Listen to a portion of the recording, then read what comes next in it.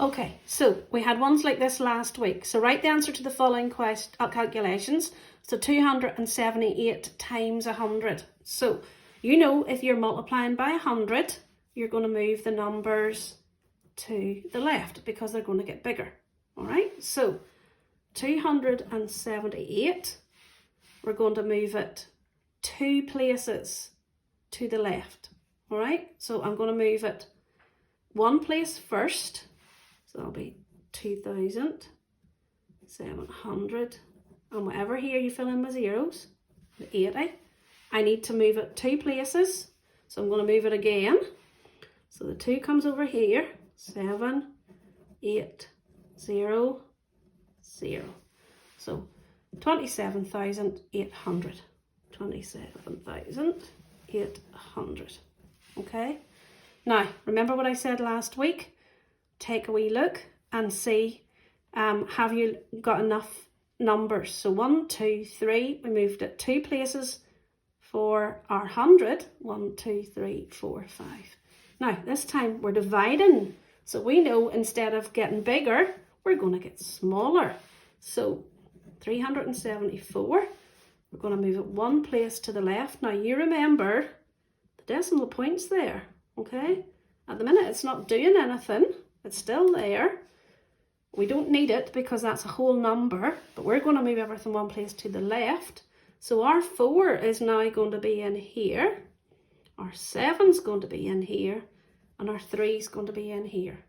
So our answer is 37.4. Okay? Right, next one. Look at the list of the 3 verbs below. Each verb is written in the past tense. What happened yesterday?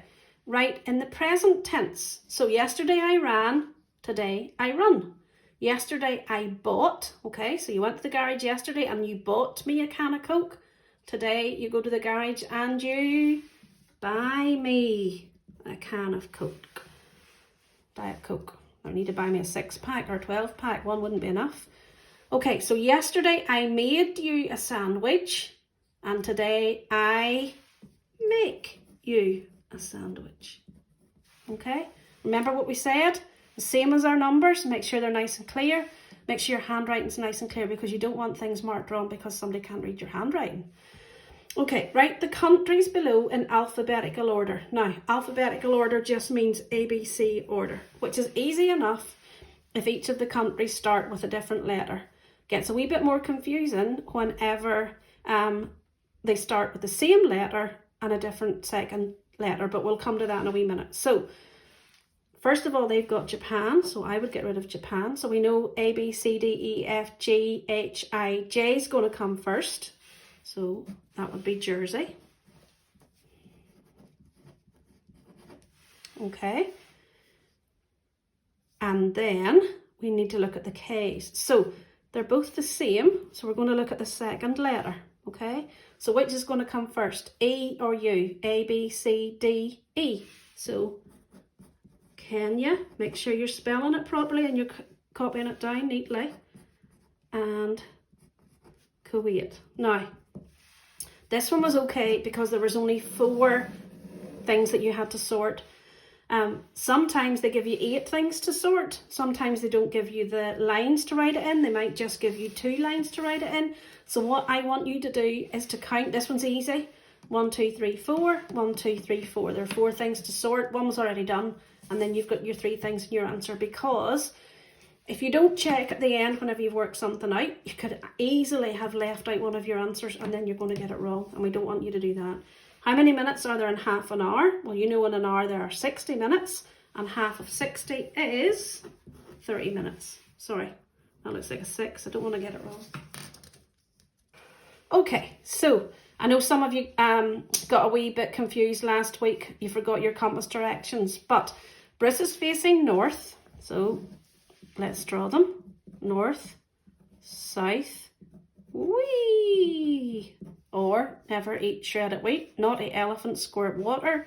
Whatever way you remember it, I don't mind what you use, okay? Northwest. Okay. Even if you think you know what you're doing, draw out the compass points. Now, I've drawn out 8 compass points, and I think I only needed 4 for this. So he's facing north, and he turns through a right angle. So he's here. It doesn't say whether he's going clockwise or anti-clockwise. Tick the correct direction on which he could be facing. There are 2 correct answers, and that's because he could go that way, which is clockwise, or that way, which is anti-clockwise. Now, when you are doing the test, in the room that you'll be doing the test in, there will be a clock, and it should have a little hand that moves, the second hand that moves.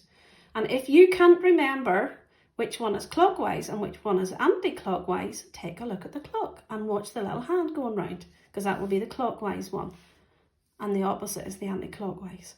Okay, so he's going through 90 degrees. You know 90 degrees is a square, is also called a square angle. So he is going from north to east, which is 90 degrees. So east is going to be one of our answers, and north to west, which is another 90-degree turn. So make sure you do the right one, east and west, okay? Somebody will fall down because they'll just tick 1 thinking that's the correct one, but it says 2. And remember, always underline or circle or whatever the most important thing in the question that it's asking you to do. Right, a number is a palindrome if it reads the same forwards or backwards. For example, 121 and 13731 are palindromes. Remember doing these at school. What is the smallest number greater than 151, which is a palindrome? The smallest number greater than, so it has to be bigger than 150. So remember what it said, has to be the same forwards and backwards. Well, if you were going backwards with this, that would be 051, and that's definitely not a palindrome. So what can we add here so that it's the same as here? Well, it's easy. 151. Okay? Doesn't matter whether you go this way, it's still 151. If you go that way, it's still 151. So look at the calculation below. Complete the calculation by writing a number in the box below. So we've got a missing box here. So we're going to carry out the calculation, and then we're going to see what goes in here. So 7 and 1 is 8, 4 and 3 is 7, and 3 plus 1 more would be 4. Now that was a really, really easy one to get you started off with. Sometimes they have one where you have to take a carryover. Sometimes they do takeaways and you have to borrow. So that was a really good, easy one that they gave you there, because the next couple of weeks they'll be getting a lot harder. But don't worry, we'll get this through this together. So a piece of ribbon is 4 meters long.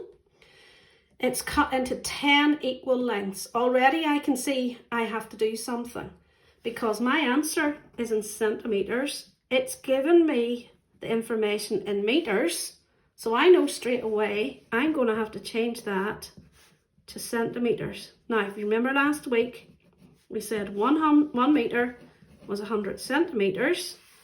So 4 meters is 400 centimeters. So we need to cut it into 10 equal lengths. So 400 divided by 10. So we're moving everything 1 place to the right. So our answer is 40. Okay?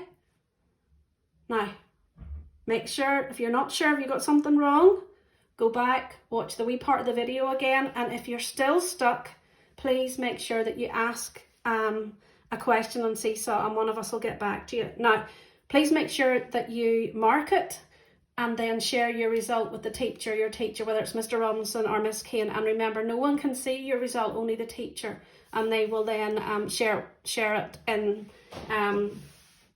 with me. Now, we can't wait to have you back on Monday, but please make sure that you bring your little pack of these back into school on Monday, because Miss Kay and Mr. Robinson and myself want to sort some of them out. Make sure you bring your little pack that you had where you have your stationery and things that you were bringing back to school, your little zippy wallet. Make sure that you bring that as well, okay? Right, that's our next paper done. Have a lovely evening. Speak to you soon. Bye.